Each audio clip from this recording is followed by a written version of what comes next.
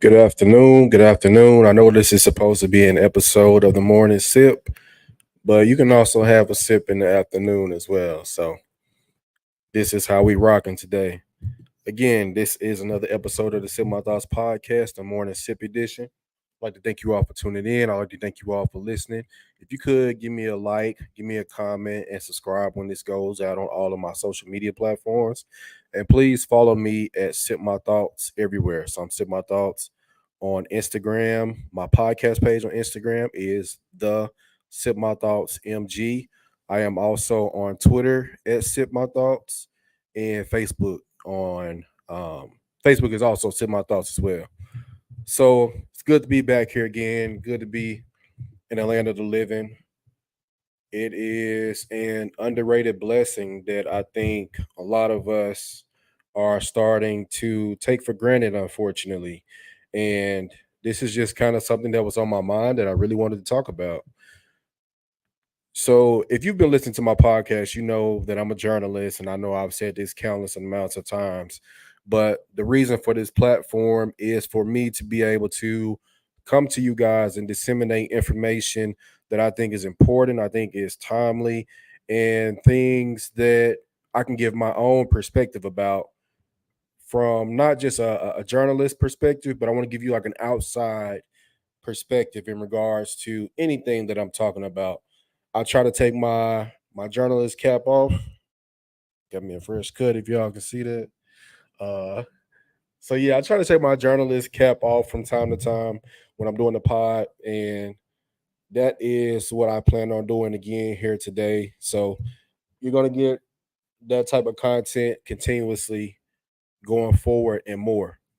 But I kind of first thing I want to start with some words of encouragement. I have been involved in a couple of conversations over the last couple of days. Today with my uncle, and just some overall advice when you're scrolling social media, and if you see something that kind of strikes you or adheres to you in some shape, form, or fashion. So I just like to share that with you. So one of the things that me and my uncle was talking about earlier this morning was just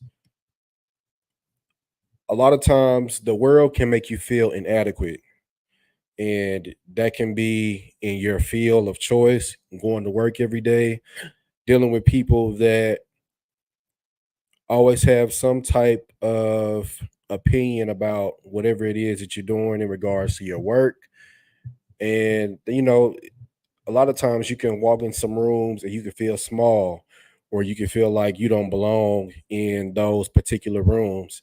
And I would just like to encourage you to know what you know who you are, and don't let anyone discourage you from doing what you know you can do. If you've been listening, I've been telling you that I've been dealing with some issues on my job and things like that. But one of the things that me and my manager actually had a conversation about was that I need to use my voice more. I need to express myself. I need to put myself out in the open more for people to hear me at work. But what I took that as is, for me, I know that I'm talented at what I do. I know that I have the skills and the capabilities to execute any idea that is placed before me, whether it be an idea of my own or it is something that is placed before me at work. I feel confident and capable enough to do whatever is asked of me. So when you're at work, when you're on your job, you're obviously doing what's necessary and what is asked of you because, for one, it's your job, and for two, you just want to do a good job in general. I know one of the things that my parents always told me was that when you walk out the house every day, you are a reflection of me. And I've always tried to carry that along, the journey of life. It doesn't matter what I'm doing. If I'm working out, I'm trying to be the best that I can possibly be. If I am creating an idea or trying to execute an idea, I keep that in mind because I know that I'm good at what I do. But most importantly, I know that I'm representing others outside of myself. So, long story short, don't go into a room not feeling as if you belong there. If you're in that room, you're in that room for a reason. Once you're inside of that room, make your presence known. Let them know who you are. Speak up for yourself. Advocate for yourself. Don't allow someone to advocate for you if you're not willing to do it for yourself. So I would just encourage you to do that. And that is something that, I want to start off with on this episode. But now I want to get into the meat of why I'm here and what I want to talk about today. One of the things about working in media, and I work in a broadcast newsroom. So just to let you know a little bit more about what I do and what my job consists of. So I work in a broadcast newsroom, and my job is to basically provide reporters, producers, and management with the tools that they need to execute the newscast for the day. So for my particular job, my goal is to take phone calls, listen to what our viewers have to say. They might have a story idea that I can pass along to a reporter, and it'll end up turning into something bigger than you might have originally thought that it would be.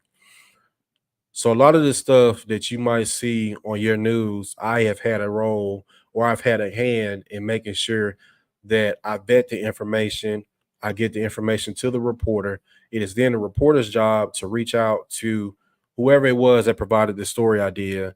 And then it's their job to vet that material as well, decide if it's worth a news story. And then if so, they pitch it, they talk about the ways to come up with an idea in order to help better tell the story, whether that be logistics, which is something that I personally deal with, or putting them in the best possible position to tell a story in the best way possible.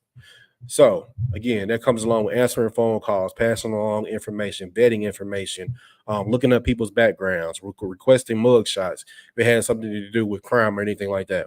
That's particularly my job.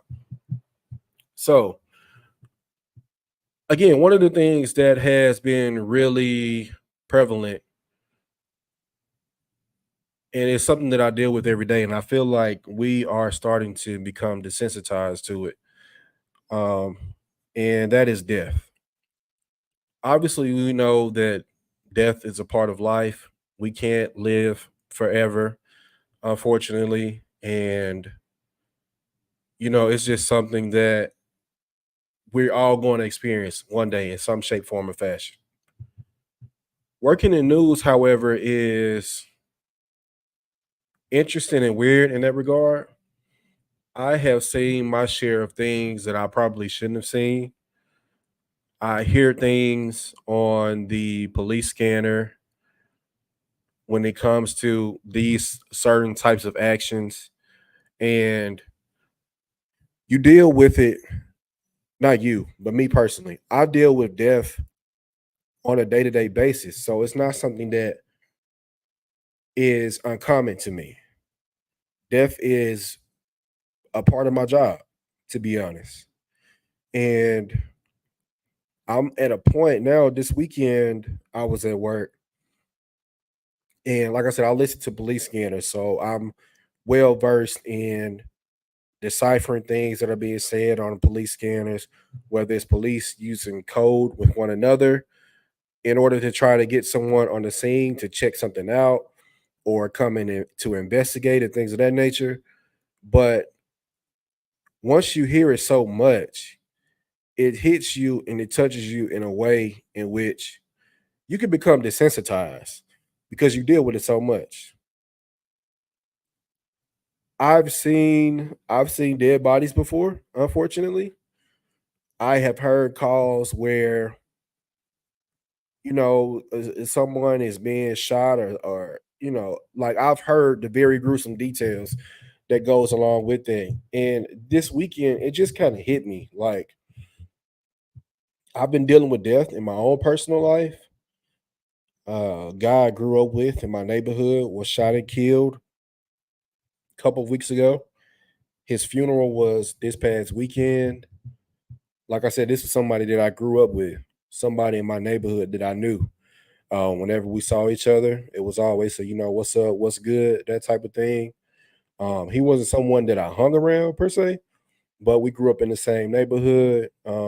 He just seemed like someone who was trying to find his way, and he was just on his own particular path and journey in life, trying to figure out what was best for him and how he could best be of service to people.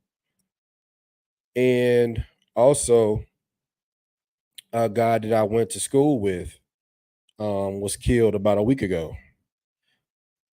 We didn't have much conversation in school, um, but I knew him well enough that over the years when we saw each other, I might have been on a particular path.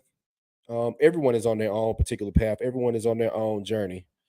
But whenever we saw each other, it was always, "So what's good, brother? How you doing? How's your kids?" Things like that. "How are you doing personally?" And it was cordial. It was just a good time. Like I've seen bro enough over the years to where we had a rapport. So when I saw people saying rest in peace to him on the internet over the last week, it was just kind of, I don't know. I think it hits different for me personally when it's someone that someone that you've grown up with, someone that you went to school with. It hits different. And with me working in a particular job and in a particular field where death is just prevalent, I'm not desensitized to it personally, but when I hear a death call over the police scanner, I just immediately spring into action. I call the police, try to get information so I can send a reporter. And if it deems serious enough to send a reporter out, I can do that.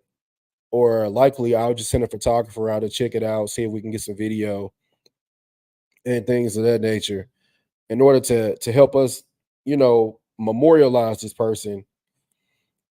Or I wouldn't even say memorialize a person, to be honest. It's a sick part of my job because it's not me memorializing him or her. It's more so about us telling you guys. When I say you guys, I talk about you all who are watching the news.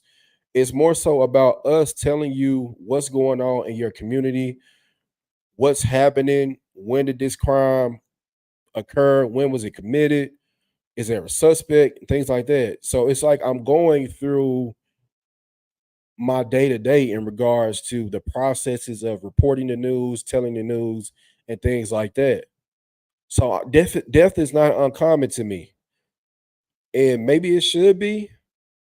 Um, it's a really it really makes you think when you're working in media and specifically working in the newsroom, whether that be broadcast or print. And this is the way in which you report the news. I deal with death so much to where it's just like I don't know. I don't have a good way or a good analogy to explain it, but I think the thing that's most important for me is for us to stop being desensitized to it, I would say. And when I say being desensitized, for an example, a man was killed here in Atlanta outside of it was inside of an apartment complex at the pool. Him and another guy had a discrepancy over an undisclosed amount of money. I still don't know how much money it was, but they were at a pool, and the guy, the guy that killed him, like they were familiar with each other. So they had a dispute or whatever over some money, and I guess the other guy pulled out a gun and shot and killed the other guy, right? So if when you're on social media, there tends to be, there's an algorithm, obviously. So you can just be scrolling, but if the algorithm is kind of set to your location of where you live or where you might reside, there is a good chance that you can see, some of the stuff that's happening in your area. So if you live in Mississippi, for an example, like you're basically a part of Mississippi TikTok. If you are on Twitter, for an example, and like you're from Mississippi, and you're from a big demographic, Mississippi is going to be the majority of the content and the posts that you see on your social media feed. It just is. So I just so happened to be scrolling on TikTok the other day, and the guy who posted the video, he didn't necessarily say where it happened or where it occurred, but it was him and somebody else. They were having a conversation, and they were talking about, man, we was sitting outside the pool, this, and this, and next thing I know, gunfire rang out, and I can look at at the location, and I knew that they were talking about the things that I was reporting on and the things that I heard on the police scanner. And then there was something else, another thing that I saw where it looked like a woman was running out of a house of some sort, and it might have been an apartment complex in that same apartment complex. And it was a woman running outside of the apartment complex, and she had on like a bathing suit and stuff like that. And the woman, the way the video was, the woman got out the house or the apartment, and she was running, she was running, she was running. And whoever this guy was, he was filming it from like a bedroom window or something like that. And I saw the woman running, and then she ran out of the frame. Next thing I know, so if it's, and I'm hoping, because I'm hoping that she got away. But the next thing that I see is a man running out of this same apartment complex or whatever it was. And then he stops, and next thing I hear is gunshots. Now, if I'm putting two and two together, this man was shooting at this woman who was running from whatever it was she was running from. I'm not sure. But we need therapy. Black men need therapy. And yeah, you're probably saying I'm reducing this to black men, but I just gave you two examples, right? Whatever he shot and killed that man for, however much money it was for, at that pool, and who else? Like, who knows that there were other people out there? Clearly, there was, just based on the TikTok video that I saw. You just pull out a gun and start shooting. Bullets don't have no names on them, so you can just hit and kill an innocent bystander. And it just makes me think, like, what's up with our community? Like, I'm never the one to talk about respectability politics and, oh, well, this crime is happening in our community, and what's going on in their community and stuff like that. So that's what people tend to do when it comes to talking about violence in the black community. They'll point out certain circumstances and certain instances in certain situations and try to interject, well, more police needs to be in this area and this and this, when it's more so of an inequality issue than it is a crime issue. Yeah, you have those instances where people do foolish stuff, and there are foolish consequences. Well, they're not foolish consequences. There are consequences for their foolish actions. Let me say that. That's what I meant. But this isn't a situation of respectability politics. Our community needs therapy. The black community needs therapy. Black men need therapy. We cannot continue to keep running the guns and killing fathers, brothers, sons when it comes to having a dispute. It's sickening, bro. And the fact that bullets don't have names on them is the biggest problem. For an example, a month ago, a young lady was attending a vigil for someone in her family who had died, right? Somebody came through that community where the vigil was happening. And I don't think it's like a drive-by or anything like that, but wherever they were from, they were on another street or something. They were firing shots, gunfire rang out. People started scrambling, right? This girl got hit in the head by a stray bullet and died. Had just graduated from school, I think it might have been high school. If not high school, I think it might have been college. But like she was in nursing school. She pulled up to the vigil to support her family or a family member who had been killed. And she inadvertently dies because somebody's firing a stray bullet. It's firing gunshots, but you're firing straight bullets in the vicinity of something like that happening. And an innocent bystander just got killed just for being there, just for attending a vigil for a family member. Now she's dead. How do you live with yourself? How do you just kill somebody you didn't intend on killing, first of all, but to know that a bullet can just end your life in that manner is careless, bro. It is careless. And it's unfortunate and it needs to stop. So the reason that the title of this episode is Black Men Need Therapy, we need outlets, bro. Because the man just threw his life away this weekend over however much money. You're not coming home. You finna go to jail for second-degree murder. Were you in jail for second-degree murder? And you shot a man at a pool of all places.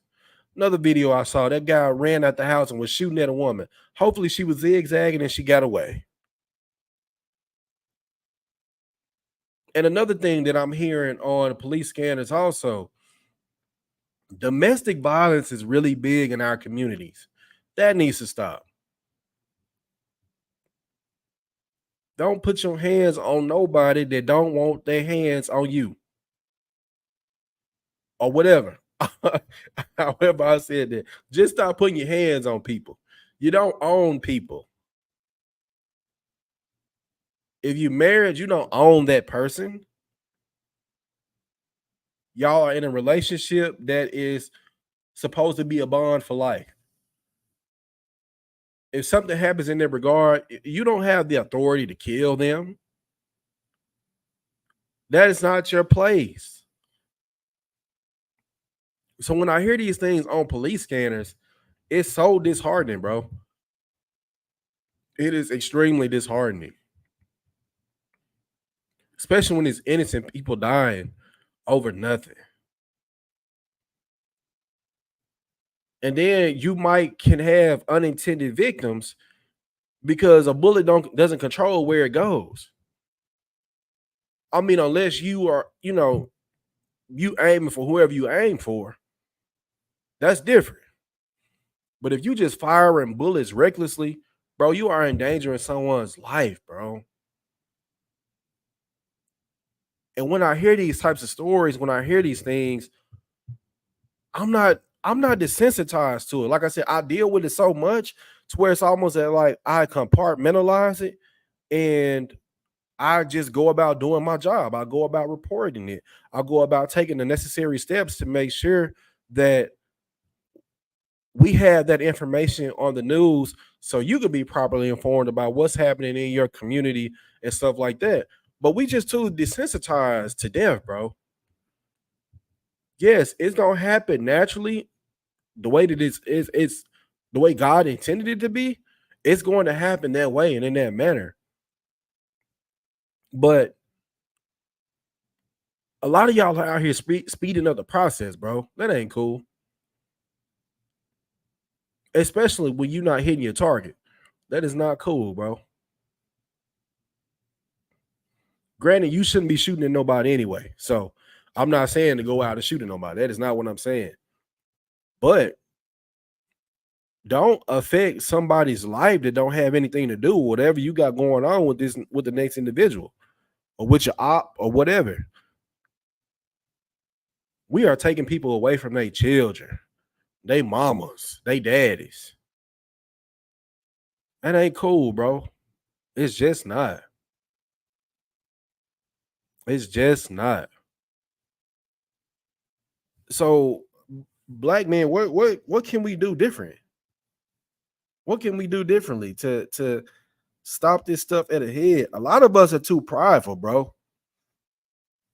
We too damn prideful.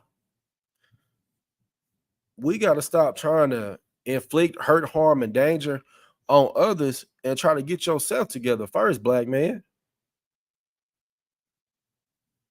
If God intended us to be the head of the household, the head of the community, and things of that nature, then when did we stop doing that? When did we stop? When did that stop becoming a priority for us? And granted, there are extenuating factors that has placed us in these situations. You'll talk about, oh, I'm a product of my environment, things like that. That may be true.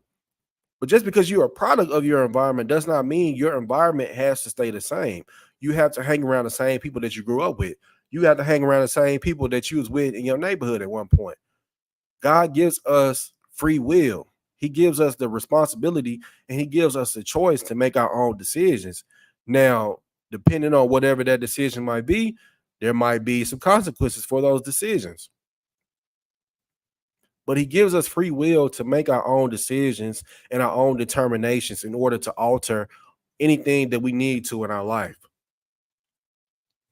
So when it comes to crime and a black man killing another black man, what are we gaining, bro? We losing more than we gaining. There's nothing to be gained in a situation like that. But it's really disheartening when it's real disheartening, man, when I'm doing my job. And again, I know this is a part of my job. This is what I signed up for. But a lot of this stuff is real senseless, bro. And another thing that's real senseless is the fact that we just cool with recording everything, bro. We are so desensitized to death that when it happens, we record it and we don't care nothing about what nobody else sees. That's strange behavior. That's weird behavior, bro. When did posting death become cool? Now, again, I work in news. I'm a journalist. So this is just unfortunately a part of my life until I decide to get out of the news business, which I am actively trying to do. This is just a part of my job. So some of the stuff is kind of unavoidable for me to see. Like I saw a shootout between two men at a wing spot a couple weeks back. I seen a man shoot another man and his body just went limp as he fell on the ground. The other guy who started it came in and he the one who pulled out his gun and fired his shots at a man. And I'm watching a man bleed on the ground. Both of them were in critical condition last I saw. So I'm not sure what are the condition of those men, if they survived or anything like that. But like these are things that I've seen, bro. Unfortunately for me. So I've seen stuff that I should not have seen. But for y'all to just up and be shooting and killing people, where's your conscience at, bro? Where is your conscience, bro? This ain't no video game. And I really don't think people understand that. When you are a victim of something like that, when you close your eyes, you are closing your eyes for good. And I don't know if some of y'all think this is a video game. If life is a video game or something, I don't get it. I really don't. But when you do stuff like that, you tearing up families, you tearing up generations. Like you are completely ravaging someone's life. Now the kids got to grow up without a daddy or a mama or whatever. So this is specifically our community in general needs therapy. So let's get that understood. But for black men, I'm talking specifically specifically to us, black men. I'm talking specifically to us. We need therapy, bro. We need an outlet. We need to learn how to communicate. Our community in general needs to learn how to communicate more effectively. Men with women, women with women, men with men, children with children. It's our job to be the teachers. The stuff that was passed down from our grandparents, our parents to us, it is then our job to impart that wisdom to the next generation. And for those who don't want to listen to that, you can't do anything with that. I was a college professor for 2 years. I can't tell you that I touched every student that I had in my classes over those 2 years, but I had a good couple that I know for sure are working in the field, working in the industry, and they're having a successful start to their careers. So you can't save everybody. And I'm not saying that you're going to save everybody. But what we need to do is find outlets. We need to find better ways to communicate with one another to just mitigate some of the stuff that's happening in our community. Our community cannot thrive without us. And each time one of us takes another one of us away, you're ravaging a bloodline. You're ravaging a generation. You are forcing that generation to go through trauma that they didn't even ask for.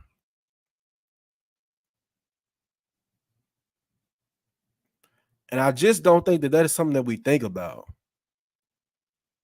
And it is a problem. It is especially a problem for me. Just hearing some of the stuff that I hear. Crime is crime, and crime is going to happen, unfortunately. It's just a part, it's just a part of the fabric of this country. It's unavoidable, it's inescapable. But when our best and brightest are being killed by stray bullets, or you thinking you own somebody and you decided you want to commit a murder suicide or something like that, which I have seen a lot of and I hear a lot of, you don't own nobody, bro. You can experience people, but you don't own them. I know we like to have like these little trends. Like there's a trend on TikTok right now. Honestly, if I'll be a hypocrite if I didn't say this. I thought it was funny. What was it? Y'all probably know what I'm talking about. I can't think of it right now. And it's funny, but it's not funny because you don't own anybody. So this episode is specifically for us. We got to find better ways to communicate. First of all, we need to communicate in general, because if you can have a conversation with somebody, they can kind of mitigate or resolve whatever it is or whatever issue that you and that individual might have even had. A simple conversation can do wonders for a situation. If you put pride and ego aside and just have a conversation with the next person, or have a conversation with whoever it is that you might have an issue with, you can solve and mitigate a lot of problems. Violence is a fabric of this country, but it does not have to be. There are some things that happen and that occur that are extremely avoidable. If you just have a conversation, if you just can communicate, if you could take a step back, breathe, put your pride to the side, and not allow yourself to be consumed by emotions. A lot of us are not emotionally competent, and that is a problem. Because if you jump at everything, or everything just triggers you, when are you ever in control of yourself? Losing control of your emotions is a human thing. Everything that I've talked about so far in this episode is a human thing. Now, when it comes to taking someone's life because you think you own them, or because you're in a relationship with them, you don't want to see them with nobody else, ran out with your money, you feel like they playing you. Like God gonna always spin the block, bro. Sis, it's just not your job to ravage a community and a generation. Therapy, communication. Put your pride to the side. Think. Think. And don't make a permanent decision based on temporary feelings. If we can start doing these 5 things, I swear that crime will go down in our community. Our little ones will grow up with both parents in the household. Pride is a hell of a drug, bro. And it does not have to be. Think. Communicate. Please. This has been another episode of the Sip My Thoughts podcast. If you could, please like, comment, subscribe. I'm on YouTube, Sip My Thoughts.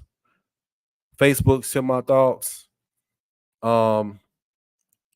Instagram, Sip My Thoughts. My podcast page is the Sip My Thoughts MG. Twitter, Sip My Thoughts. TikTok, Sip My Thoughts. Let me know what you guys think. Please like, comment, subscribe, leave a comment. I would love to interact with you. You can follow me on all of those channels that I just named. And shoot me an email, sipmythoughts@gmail.com, if you want to have some more in-depth conversation. I would love to know who I'm interacting with out there because I want to continue to cater my content to you guys. Thank you all for tuning in. Thank you all for listening. Till next time.